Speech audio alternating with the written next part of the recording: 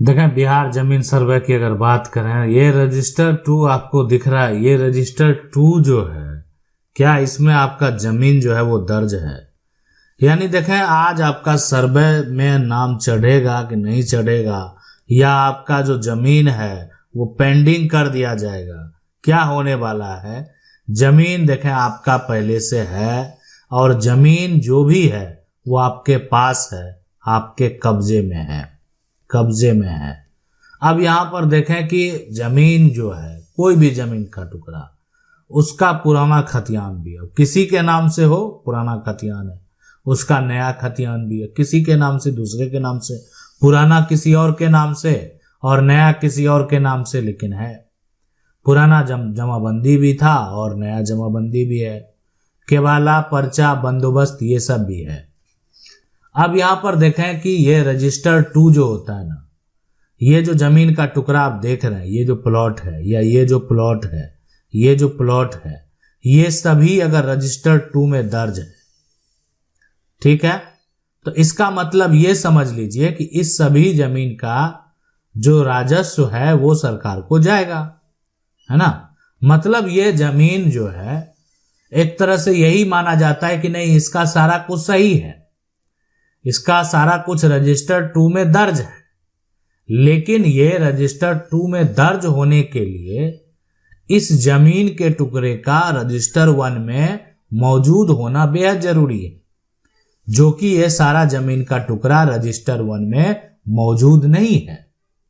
अब सवाल उठता है कि ये सभी जो जमीन के टुकड़े देख रहे हैं आप, ठीक है, ये यानी यहां और भी यहां पर जमीन के टुकड़े हैं, अब इनके साथ क्या है, तो देखें ये सब भी रजिस्टर 2 में जो है वो दर्ज है, ठीक है, ये भी दर्ज है, ये भी दर्ज है, लेकिन यहां पर क्या है, अब देखें ये सारा जो जमीन का टुकड़ा है, अब ये क्या है, ये ऐसा नहीं है कि यहां पर इसमें रजिस्टर 2 में तो दर्ज है ही, और उसके साथ साथ ये यहां पर जो है रजिस्टर 1 में भी यहां पर दर्ज है।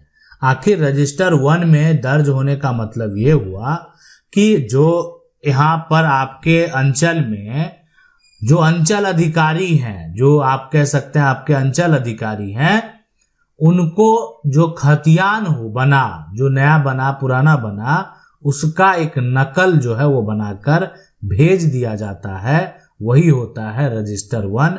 और रजिस्टर 1 के आधार पर जो है, अब है कि रजिस्टर 1 में जो दादा का नाम दर्ज है, तो हो सकता है कि रजिस्टर 2 में जो है यानी पोता का नाम दर्ज होगा, कोई बड़ी बात नहीं है। दादा पोता का रिश्ता रजिस्टर 1 से लेकर रजिस्टर 2 तक जा सकता है, यानी रजिस्टर 2 जो है ये आपके जमीन का जो है, इसमें जमाबंदी का सारा इंफॉर्मेशन है, और जमाबंदी आप इसीलिए कराते हैं ताकि आपका जमाबंदी में जितना सारा जमीन दर्ज है आप उसका सरकार को जो है टैक्स दे सकें, सरकार को राजस्व दे सकें। अब सवाल उठता है कि जमीन का सर्वे जो होगा यहां पर उसका सही तरीका यही हुआ कि ये जो आप देख रहे हैं जमीन का रजिस्टर 2, तो रजिस्टर 2 और रजिस्टर 1 दोनों की बात करें अगर, तो अब क्या होगा कि रजिस्टर 2 और देखा जाएगा कि रजिस्टर 1 रजिस्टर 2 जो है वो ना एक ही परिवार का सदस्य है, या हो सकता है ऐसा कि रजिस्टर 1 में किसी और का हो और रजिस्टर 2 में किसी और का हो गया होगा। ये कहेंगे ये कैसे होगा, ये बिल्कुल होगा।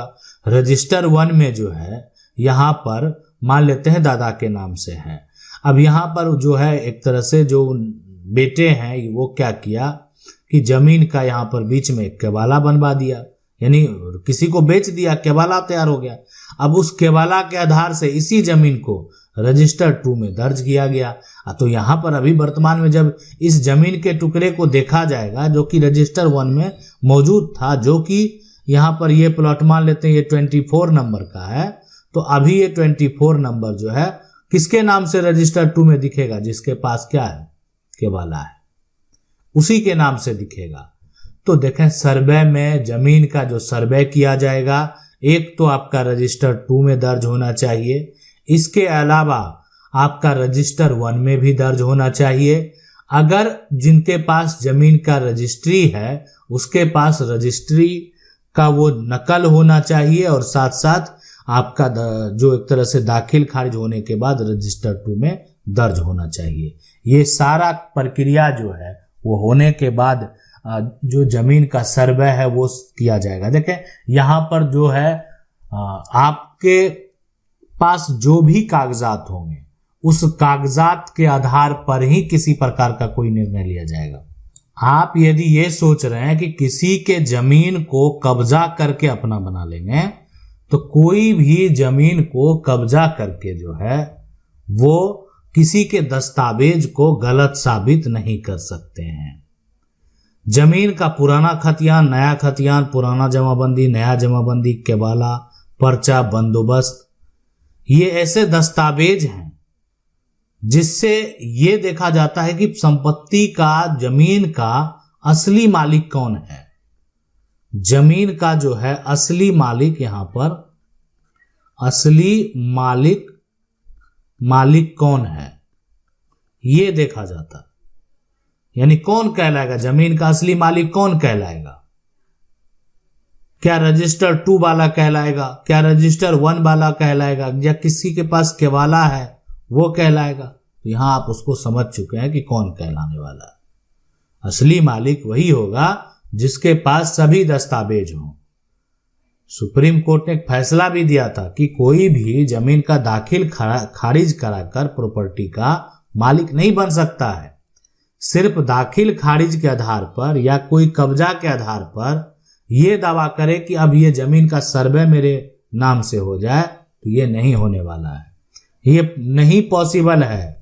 यानी कहने का मतलब क्या है, आपकी जमीन कहीं और है, आप वहां पर किराएदार रखे हुए हैं, आप वहां पर देख रेख करने वाला रखे हुए हैं। इसका मतलब ये नहीं कि वो किराएदार जो है या देख रेख करने वाला जो है वो आपकी संपत्ति का जो है वो मालिक बन जाएगा। ये कभी नहीं होने वाला। ठीक है, मालिक संपत्ति का कौन कहलाएगा? जिसके पास उस संपत्ति का प्रॉपर कागजात है, यानी प्रॉपर्टी का डॉक्यूमेंट जिसके पास है तो प्रॉपर्टी का मालिक भी वही कहलाएगा। तो इसीलिए आपको इस जमीन सर्वे में ये सभी दस्तावेज जो है वो तैयार रखना चाहिए। अगर आपके पास ये सभी दस्तावेज तैयार हैं तो आपको कुछ भी सोचने की जरूरत नहीं है, आपके साथ किसी प्रकार का कोई समस्या नहीं होगा। अब यहां पर दस्तावेज की कमी होगी तो समस्या उत्पन्न होगा।